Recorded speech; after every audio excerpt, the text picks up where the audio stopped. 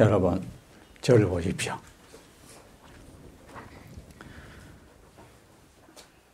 우리 세존의 말씀을 받아들일 준비가 되어 있습니까? 여러분은 이 경전 앞에서 아무것도 그려져 있지 않은 백지가 되어 있습니까? 이 경전 앞에서 목마른 돼지가 되어 있습니까? 우리 부처님께서 제게 그렇게 말씀을 하십니다. 그대 비구여, 그 모든 중생은 나 열애의 말을 받아들일 준비가 되어 있다.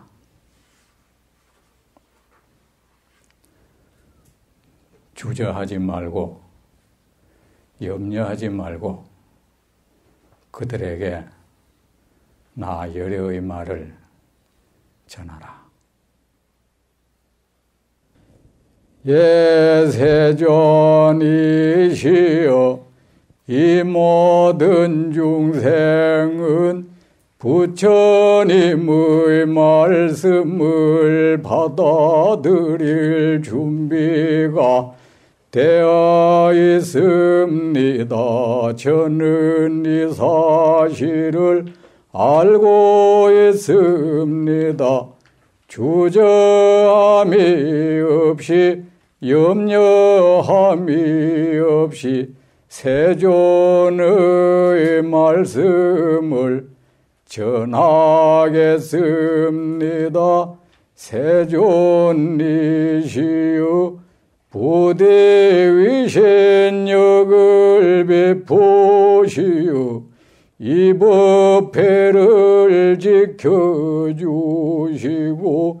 저의 마음이 세존의 마음이 되고 저의 입이 세존의 입이 되게 하시옵소서.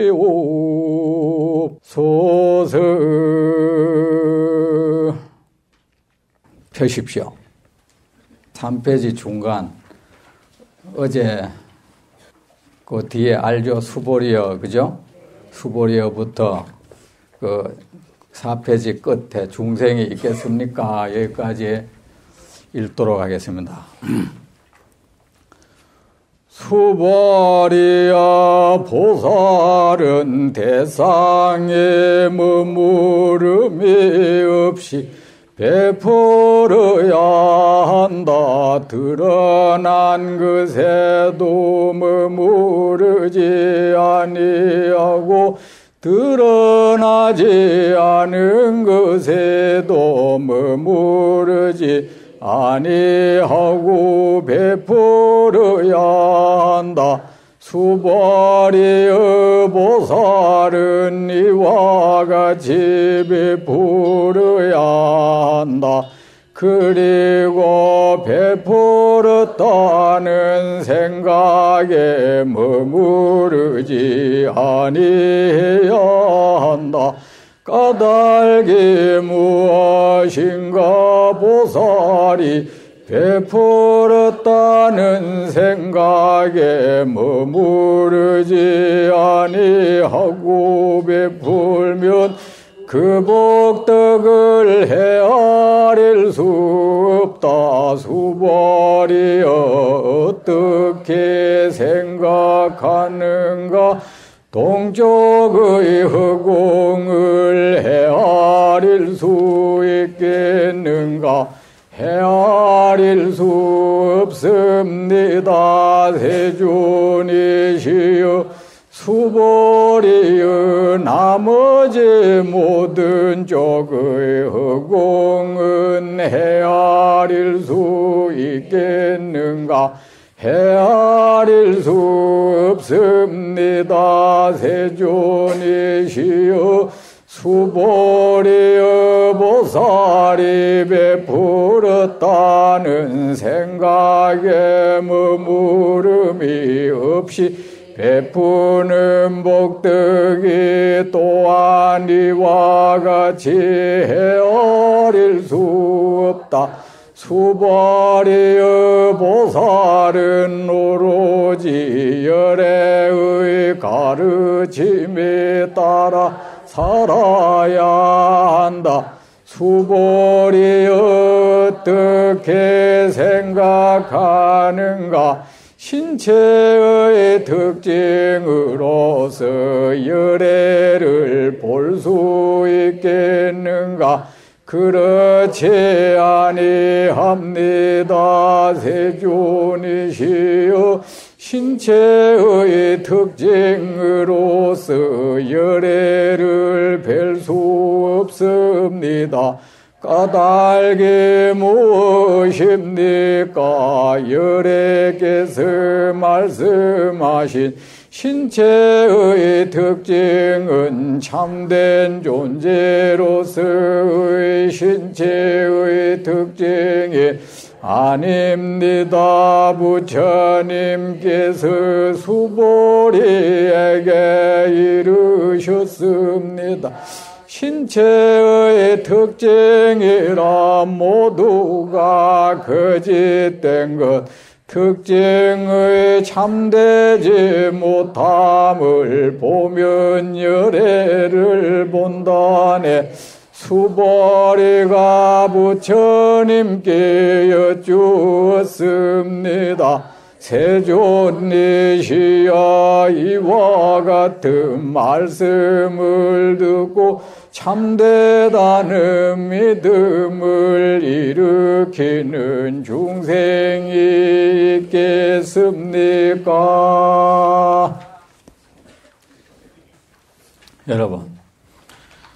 여러분 어제도 식사를 하셨죠? 오늘 아침에도 식사를 하셨죠? 한 열흘 전에도 식사를 하셨죠? 열흘 전에 여러분 식사한 것, 한 달 전에 여러분 식사한 것 다 기억하십니까? 기억 못하죠? 하지만 그것은 기억할 필요가 없죠. 기억하고 있지 않아도 여러분이 드신 그 모든 음식은 이미 여러분의 피가 되고 살이 되어서 여러분의 에너지가 되고 있죠. 어제 우리는 부처님 말씀을 들었습니다. 구태여 기억하려고 하지 마십시오. 어제 마신 물입니다. 어제 먹은 음식입니다. 여러분이 기억하든 안 하든 그것은 이미 여러분 존재 속에서 제 할 일을 다 하고 있습니다. 하겠습니다. 수보리여, 그러니까 언제나 지금 여기서 그렇죠. 하늘에서 이 비가 내립니다. 땅 대지의 초목은 어떻습니까? 지금 자신에게 떨어지는 그 빗방울을 열심히 흡수하죠. 그처럼 법문도 그렇게 해야 합니다. 수보리여, 보살은 대상에 머무름이 없이 베풀어야 한다. 드러나지 않은 것에도 머무르지 아니하고 드러나지 않은 것에도 머무르지 아니하고 베풀어야 한다. 수보리여, 보살은 이와 같이 베풀어야 한다. 그리고 베풀었다는 생각에 머무르지 아니해야 한다. 까닭이 무엇인가? 보살이 베풀었다는 생각에 머무르지 아니하고 베풀면 그 복덕을 헤아릴 수 없다. 여러분, 이런 말을 많이 들어보셨죠? 손가락으로 달을 가리키면 달을 봐야지 손가락을 보면 안 된다고 말이야. 그런 말 참 많이 들었죠. 그러면 여러분, 그런데 뭐 그렇게 해야 되는 걸 뭐 모르는 사람이 있습니까? 그러면 여러분, 우리가 지금 부처님 말씀을 듣고 있는데 문제는 어떻게 하는 것이 손가락 보는 것이고 어떻게 하는 것이 달을 보는 것이냐 하는 것입니다. 여러분 알고 계십니까? 어떤 사람은 이런 말을 하는 사람을 봤습니다. 그 말 속에 있는 뜻을 파헤쳐 가지고 그 뜻을 알아야 그것이 달 보는 것이다. 여러분도 그렇게 생각하는 겁니까? 그렇다면 여러분, 손가락으로 달을 가리키는데 손가락을 물어 뜯어 가지고 거기에 있는 피를 빨아당기고 뼈를 깨물면 그 달 보는 겁니까? 손가락을 해부하면 뭐가 나오겠습니까? 속살이 나오고 피가 나오고 뼈가 나오겠죠. 그런데 그것들이 달은 아니지 않습니까? 그리고 거기에 혀를 대고 맛을 보고 거기에 코를 갖다 대고 냄새를 맡으면 물론 손가락 밖을 빨고 냄새 맡을 때와는 조금 다르겠죠. 하지만 어쨌든 그건 손가락 맛인 거고 손가락 냄새인 것입니다. 그리고 어떤 글이나 말을 대하면 그 속에 있는 뜻을 알려고 노력하는 건 초등학생도 할 줄 아는 거 아닙니까? 그런 걸 뭐 그렇게 대단한 말인 것처럼 할 필요가 뭐 있느냐. 자, 들으십시오. 부처님의 말씀을 우리는 설법이라고 합니다. 설법이라는 그 말이 무슨 뜻입니까? 법은 존재입니다. 존재를 이야기하다. 존재를 말하다. 존재의 이야기가 바로 설법입니다. 여러분, 이 세상은 모든 존재로 이루어져 있죠. 세상이라는 하나의 큰 존재 속에 또 다른 모든 작은 존재들이 모여 삽니다. 그죠? 사람을 비롯해서 돌이니 나무니 하는 것도 다 존재죠. 그리고 보이지 않는 정신, 이런 것도 다 존재죠.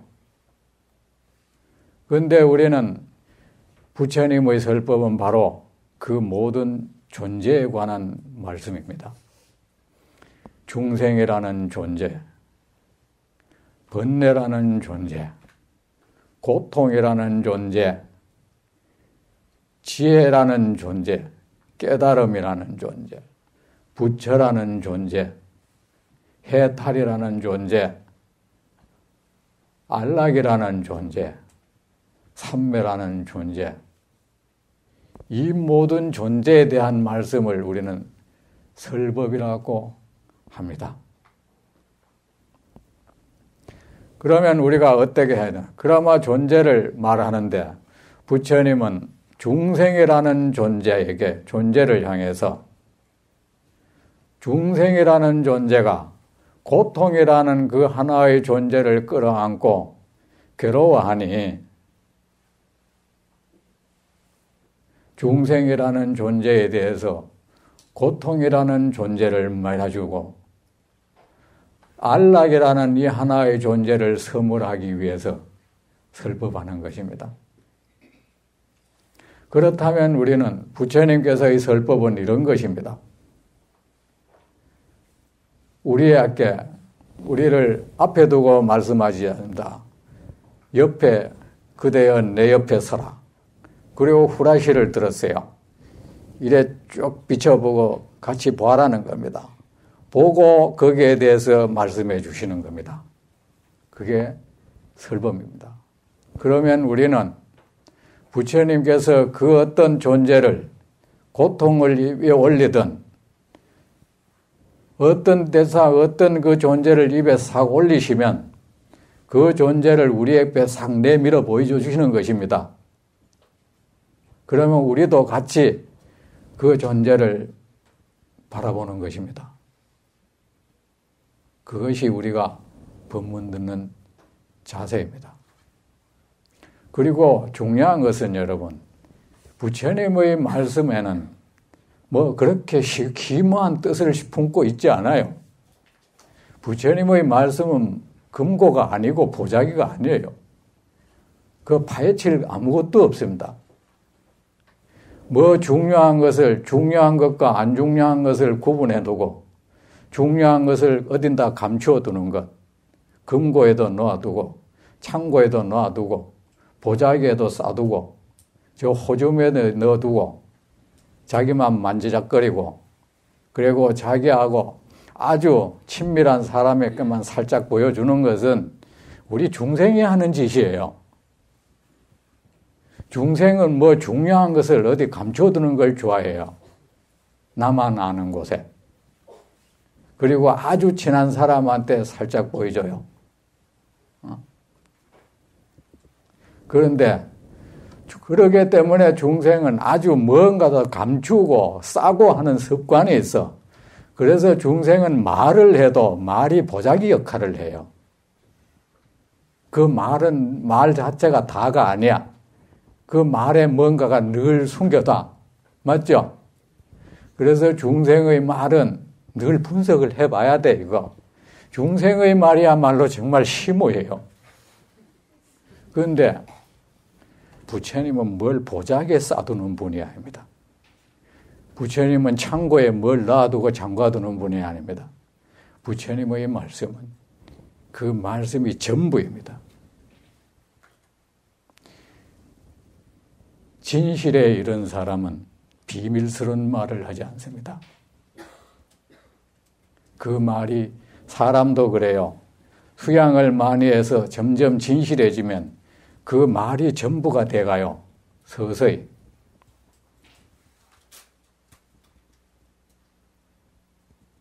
수양이 덜 된 사람일수록 말은 두꺼운 보자기 역할을 해요. 금고 역할을 하고 창고 역할을 하죠. 부처님의 말씀은 여러분 분석할래야 분석할 것도 없습니다. 그것이 전부입니다. 아셨죠? 어떤 사람이 경전의 말을 이리저리 분석해서 거기 숨어있는 뜻을 알아냈다고 한다면 그거는 환상을 본 것입니다. 그래가지고 내가 경의 깊은 뜻을 알았다. 자기가 그렇게 생각노름한 것입니다. 자, 이렇게 우리는 경을 봐야 됩니다. 자, 제 말을 들으십시오. 여러분의 한 존재를 관찰해 보십시오. 여러분 마음을 한번 삶을 관찰해 보십시오. 여러분의 마음속을 가만히 들여다보십시오. 딱 집어서 말할 수도 있고 말할 수도 없는 그 어떤 종류의 불안이라는 존재가 알갱이처럼 있죠. 맞죠? 외로움이 있죠.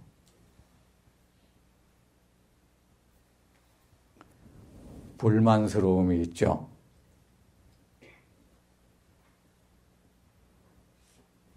두려움이란 것이 있죠.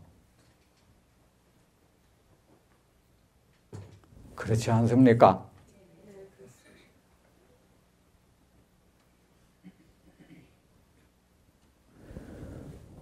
중생은 우리의 마음 속에는 이렇게 늘 불안, 걱정, 두려움, 공포, 외로움, 배고픔, 부족함, 이런 것들이 딱 뱀이 또아리를 털지 제각기 또아리를 털고 자리를 잡고 있어. 그리해서 우리는 별로 순전한 기쁨, 평화라는 것을 얻을 수가 없어요. 조금 기쁜 일이 생겼다 치면 그 기쁨의 그 환희의 순간은 한 찰나에 지나가고 어느 순간에 그 기쁨의 경계가 허물어질까 봐 서서히 그것은 걱정거리로 변해가죠.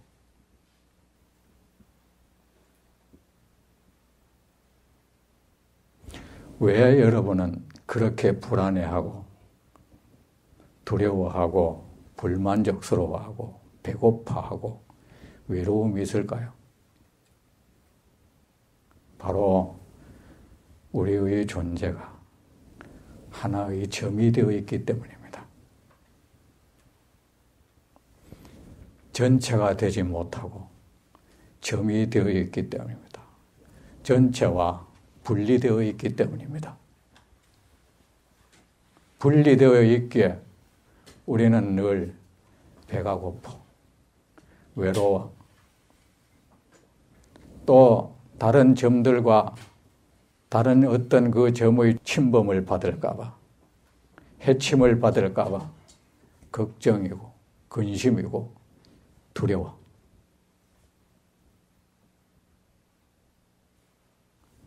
맞죠? 그래서 우리는 온전한 환희, 온전한 평화를 얻지 못하고 있습니다. 여러분, 부처님의 말씀은 지금 여러분 속을 들여다보고 있는 말이에요. 무엇이 여러분의 존재를 하나의 점이 되게 해버렸겠습니까? 바로 이기심이라는 겁니다. 이기심이 여러분의 존재를 점이 되게 해버렸어요. 전체와 분리시켜버렸어요. 여러분의 삶은 어느 한순간에 작은 화분이 되어버렸어요. 그 화분에 우리는 꽃을 심고 나름대로 즐거움을 누리죠. 그런데 그 화분은 언제 엎어져 버릴지 몰라. 언제 깨져 버릴지 모르고 그 작은 화분은 수분을 머금고 있기에는 턱없이 부족해. 언제 말라버릴 수도 있어. 우리의 두려움은 바로 그런 거 아닙니까? 근심이니 외로움이니 하는 것들이 바로 그런 거 아닙니까?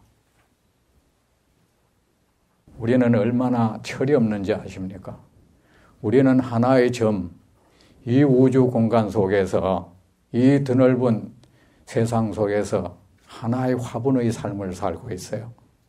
그러면서 그 화분이 깨질세라 전전긍긍하고 있습니다.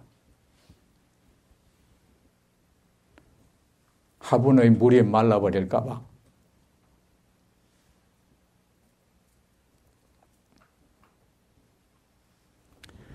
여러분의 삶의 그 나무를 화분에서 벗어나게 하세요.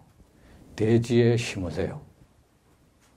그러면 대지의 영양분을 빨아먹고 살도록 하십시오. 그러면 여러분의 삶의 그 안락은 정말 견고해질 것입니다. 자, 그러면은 우리의 삶에서 우리가 하나의 점으로 살기 때문에 그렇게 불안하고 배고프다면은 그것을 해소하기 위해서는 어떻게 해야 됩니까? 우리의 삶이 전체가 되게 해야 돼요. 전체가 된다는 것은 뭡니까? 다른 세상 모든 것과 같이 호흡한다는 뜻입니다. 그들과 함께 손잡는다는 것입니다. 그것이 바로 뭡니까? 그것은 어디에서 출발합니까? 내 가진 것을 그 누구와 함께 하는 것입니다. 아셨죠? 바로 그 이기심을 없애야 되는 겁니다. 이기심은 나라는 이 하나의 존재의 점을 경고하게 하는 역할밖에 아무것도 못해요. 이기심은 나라는 이 하나의 존재를 점으로 만들어서 외로움을 느끼게 하고 위태로움을 느끼게 하고 배고픔을 느끼게 하고 불만족을 느끼게 하고 그런 역할밖에 못해. 여러분은 더 그래놓고 또 그 무언가를 늘 증오하게 만들고 애착하게 만들고 그게 바로 우리 이기심입니다.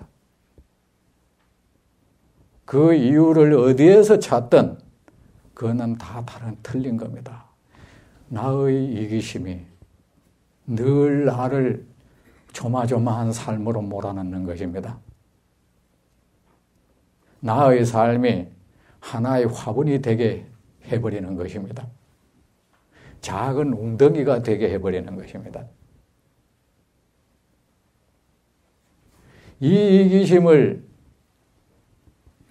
이기면은, 이 이기심을 없애면은 나의 삶은 전체가 됩니다. 전체가 되면 어떻게 됩니까? 저 큰 산에 짐승이 많이 있습니다. 그 짐승들은 제각기 점입니다. 그들은 서로 늘 불안하죠. 싸우고 배고프죠. 하지만 산은 배고프지 않죠. 침범을 받지 않죠. 침범하니 뺏고 싸우는 것은 점들끼리 일이에요. 아무리 고대가 크다 한들 바다를 삼킬 수는 없잖아요. 바다 속에서 그렇게 놀 뿐이죠. 세상의 모든 중생이 여러분의 가슴 속에서 놀게 하세요.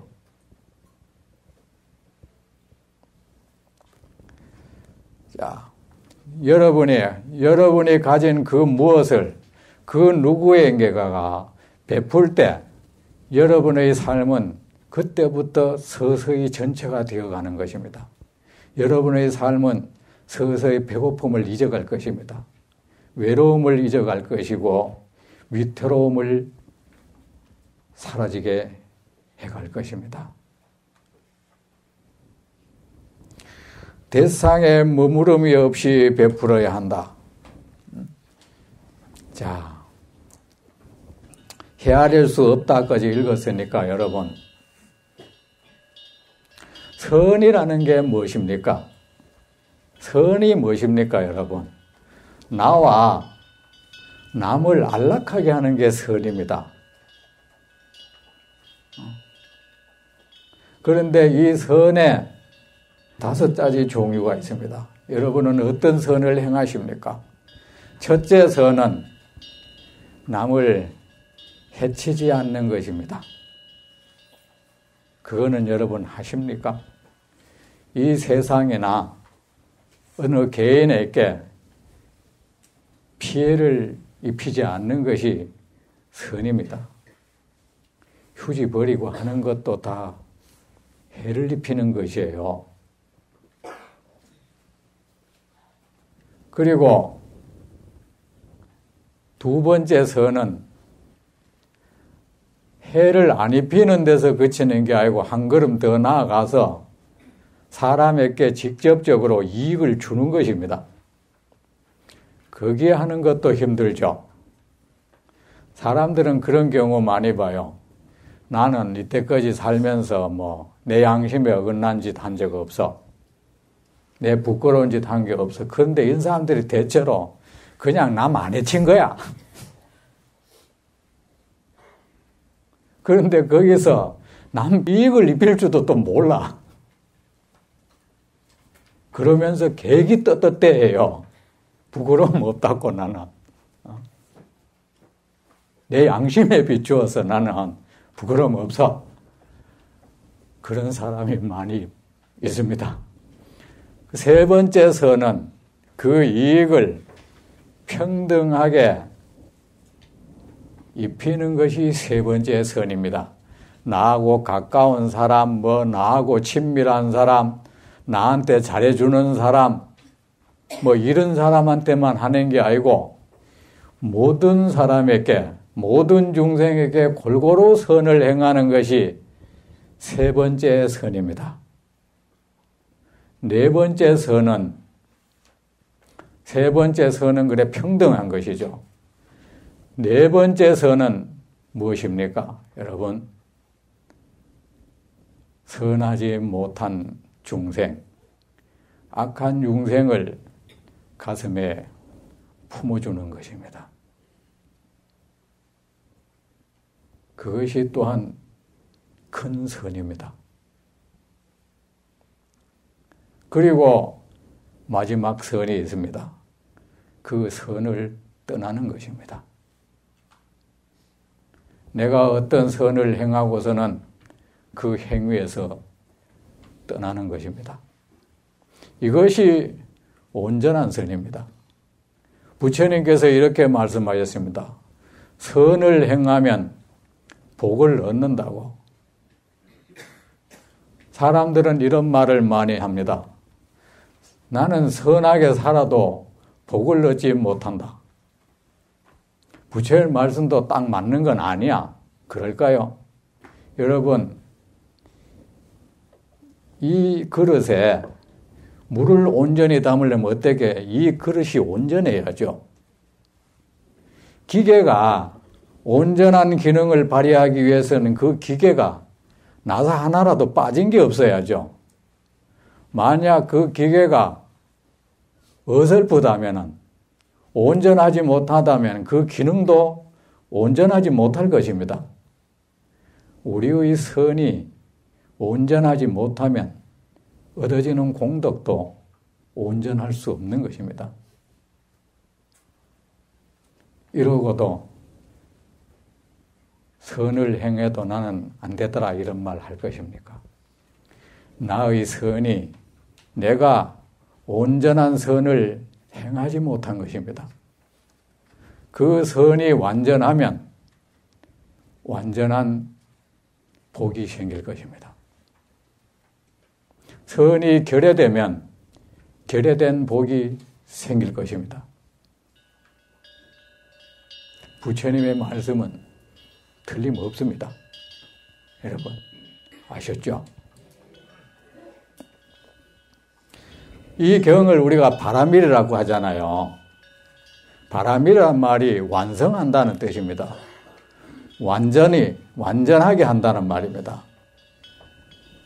무엇을 완전하게 합니까? 이 하나의 존재를 완전하게 만들어가는 것입니다. 여러분, 그 하나의 존재가 완전한 선을 행해서 완전한 공덕을 얻게 하는 것이 바로 이 금강경입니다. 여러분의 존재를 온전하게 해드릴 것입니다. 그래서 여러분의 생각이 온전해지고 말이 온전해지고 행동이 온전해져서 부족함 없는 온전한 공덕을 얻을 수 있게 해줄 것입니다. 우리 이 금강경이. 여러분은 부처님 말씀 믿지 않습니까? 그렇죠? 그래서 이거는 반야 바라밀이라고 하는 겁니다. 우리가 선이라는 것이 뭡니까? 선의 출발이 남에게 뭔가 베푸는 거예요. 그 베푸는 것을 완전한 베푸름이 되게 하고 우리가 계율을 지키는 것도 온전하게 계율을 지키도록 하고 인욕을 하더라도 온전한 인욕이 되게 하고 우리가 또 정진 공덕을 쌓더라도 온전하게 공덕을 쌓도록 하고 선정을 닦더라도 온전한 선정을 닦도록 하고 지혜가 생기더라도 온전한 지혜가 생기도록 하는 거예요. 그래서 우리에게 우리가 온전한 안락을 우리는 다 안락을 원하잖아요. 온전한 지혜를 얻고 그러므로 해서 온전한 안락을 얻도록 해주는 것이 바로 이 금강경입니다, 여러분. 그래서 반야, 바람밀이라고 하는 것입니다. 여러분의 선은 어디까지입니까? 이 5 종류 가운데. 그리고 우리는 여러분, 이 선을 행하여도 만약에 이 선에서 떠나지 않는다면 여러분 어떻게 되겠습니까? 내가 선을 행하였다는 생각, 내 가슴을 뿌듯하게 해줄 것입니다. 행복하게 해줄 것입니다. 그런데 그것은 그리 오래가지 못하고 어느새 그 생각이 나를 공격할 것입니다. 나를 괴롭힐 것입니다. 나로 하여금 세상을 원망하게 할 것입니다. 누군가를 증오하게 할 것입니다. 내가 선을 행했다는 그 생각 하나가.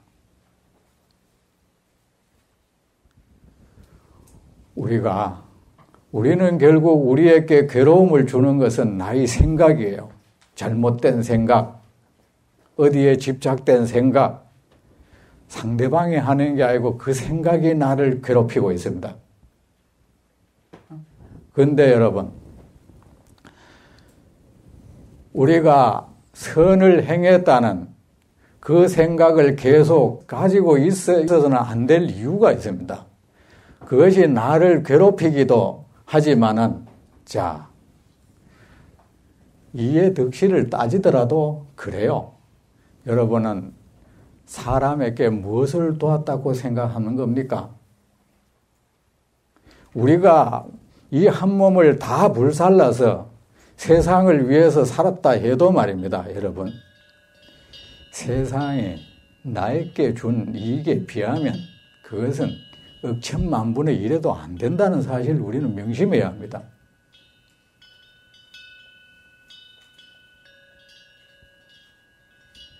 거기서 뭘 계산한다는 겁니까? 내가 일평생 살아오면서 내 가진 돈, 재물 좀 도왔다고 해서 나는 선을 행하여서 그러면서 뭐가 굴러 들어오리라고, 그것이 이미 정직하지 못한 생각이잖아요. 남이 자기한테 베푼 게 얼마인데, 이 세상에 자신에게 베푼 게 얼마인데, 무량 억천만분의 1도 되돌려주지 못하고서는 그 대가를 바란다고. 여러분은 만약에 어떤 사람이 어려울 때 여러분 수많은 재물을 베풀어서 그를 구해줬더니 그가 나중에 나에게 한 돈 많은 차비 보태줬다고, 그걸 가지고 보태줬다는 생각을 가진다면 그게 황당한 것입니까? 황당하지 않는 것입니까? 의의가 없겠죠. 그래서 우리는 계산적으로 따져봐도 그 생각 가지면 안 되는 것입니다. 그건 황당한 생각인 것입니다. 여기는 많은 부모님이 계세요. 부모님들은 걸핏하면 자식에게 내가 낳고 길러준 은공도 모르고, 그거 잘못된 생각이에요. 여러분이 자식으로 인해서 누릴 수 있는 행복 충분히 누렸습니다. 아이를 놓고 젖을 물리고 피곤할 때 그 아이를 보면 여러분이 행복했죠? 뭘 더 바랍니까?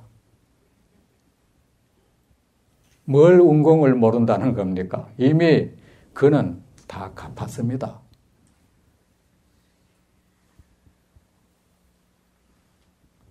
그리고 여러분, 어떤 사람에게 내가 그 어떤 것을 베풀 때 말입니다. 이것을 알아야 합니다.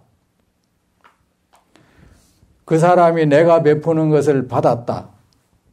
그 받을 순간에 그와 내 손길이 딱 닿을 때 말입니다. 내가 그에게 건너가는 것은 말입니다. 그 순간에, 그가 받는 순간에 그로부터 나에게 전해주는 것에 비하면은 사실은 미미하기 짝이 없다는 사실을 또 우리는 명심해야 합니다. 그가 받아준 것에 감사하십시오. 또 하나 있습니다. 어떤 선을 행하였던 그 선을 행하는 순간에 우리 내면에는 훌륭한 에너지가 형성됩니다. 여러분이 나쁜 생각을 하고 나쁜 말을 하고 나쁜 행동을 할 때 그 가장 큰 피해자가 누군지 아십니까? 나 당사자예요. 내가 어떤 사람을 향해서 나쁜 생각을 일으킬 때 이 속에 암종자가 하나 그렇게 형성되는 겁니다.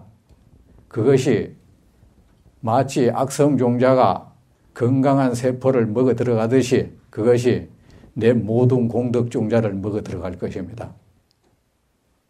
내가 어떤 나쁜 말을 할 때, 나쁜 행동을 할 때 내가 나쁜 에너지를 내가 그렇게 생산하는 중입니다. 그 에너지가 상대방을 괴롭게 하는 것은 나를 괴롭게 하는 것에 비하면 별거 아니라는 사실을 아세요. 필경에 그렇게 해서 형성된 그 나쁜 에너지는 나를 먹어버릴 것입니다. 그리고 우리가 어떤 선한 행을 했을 때 상대방이 받는 혜택은 내가 받는 혜택에 비하면 미미해요. 내가 어떤 좋은 생각을 하고 좋은 말을 하고 좋은 행동을 했을 때 나는 어떻습니까? 정말 좋은 에너지를 내 내면에 생산한 겁니다. 그 좋은 에너지가 나에게 오래도록 머물면서 한량없는 세월 동안 나에게 좋은 역할을 계속해 줄 것입니다. 뭘 어떻게 누구에게 받겠다는 겁니까? 자기가 가장 큰 수혜자인데 상대방의 내 선행의 대상이 돼 준 것에 대해서 고마워하세요. 아셨죠? 그리고 또 이 생각에 머물러서는 안 되는 이유가 있습니다. 우리가 내가 나라는 이 하나의 존재가 이미 허상 아니겠습니까?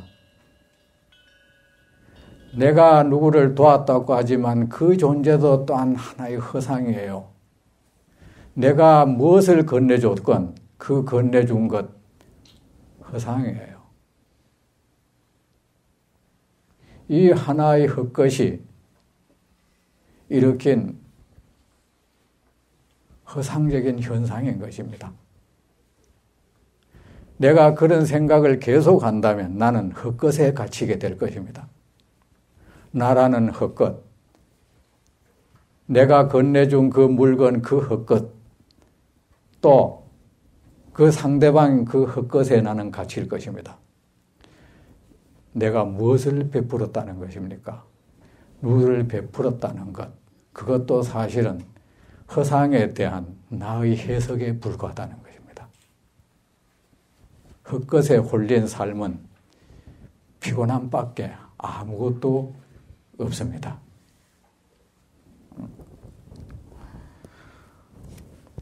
그래서 우리가 만약에 그 헛것에서 벗어난다면은 여러분, 우리의 삶이라는 계속 헛것을 쫓고 있잖아요. 그죠? 잡으면 사라져버리는 것. 헛것은 경과하지 못하죠. 무상하죠. 거짓되죠. 그것은 필경에 나에게 괴로움을 안기는 것입니다. 내 무릎을 다치게 하고 나를 피곤해 지치게 해버리는 것입니다. 그래서 이 생각에 머무르면 안 됩니다. 그래서 이 세상에 우리의 모든 고통은 헛것을 쫓는 데서부터 시작돼요. 그렇죠? 이 헛것에서 벗어나면 여기서 얻어지는 기쁨보다 더 큰 기쁨이 어디 있겠습니까? 그래서 여기에서 그런 생각에 머물지 아니하면 그 복덕을 헤아릴 수 없는 것입니다. 수보리여 어떻게 생각하는가? 어떤 사람이 나에게서 했을 때 나에게 고맙다. 이런 말을 들으면 물론 즐겁겠죠. 기분 좋겠죠. 하지만 베풀었다는 생각, 그 헛것에서 벗어나는 즐거움이야 얼마나 크겠습니까? 배신당했다. 이런 생각하지 마세요. 어떤 사람이 나에게 베풀음을 받았다고 해서 은공을 생각하기를 기대하지 마세요. 그에게는 그의 삶이 있는 것입니다. 그가 설사 나에게 창금을 들고 달려온다 해도 그건 배신이 아닙니다. 그의 삶인 것입니다. 이자놀이 하려고 하지 마세요. 수보리여 어떻게 생각하는가? 동쪽의 허공을 헤아릴 수 있겠는가? 부처님께서 여러분에게 물으십니다. 그대여 어떻게 생각하는가? 동쪽의 허공을 헤아릴 수 있겠는가? 대답하십시오. 왜 이런 대답에 그리 주저하십니까? 여러분, 부처님이 여러분 시험하지 않습니다. 생각하는 바를 그대로 얘기하세요. 그대여 어떻게 생각하는가? 동쪽의 허공을 헤아릴 수 있겠는가? 예, 그것이 진실된 대답입니다. 틀려도 괜찮습니다. 내 생각을 그대로 대답하는 것이 진실된 대답이고 그 진실된 대답이 수준 높은 대답입니다. 여러분 아셨죠? 저 사람은 이렇게 얘기해야 맞다 할 거야. 그거 더 급한 대답이에요. 그대여 나머지 모든 쪽의 허공은 헤아릴 수 있겠는가? 자, 이제 이렇게 여러분과 우리 세존이 대화가 되고 있는 것입니다. 수보리여 그대여 보살이 베풀었다는 생각에 머무름이 없이 베푸는 복덕이 또한 이와 같이 헤아릴 수 없다. 그대여 보살은 오로지 열애의 가르침에 따라야 한다. 여러분은 무엇을 얻기를 원하십니까? 무엇을 성취하기를 원합니까?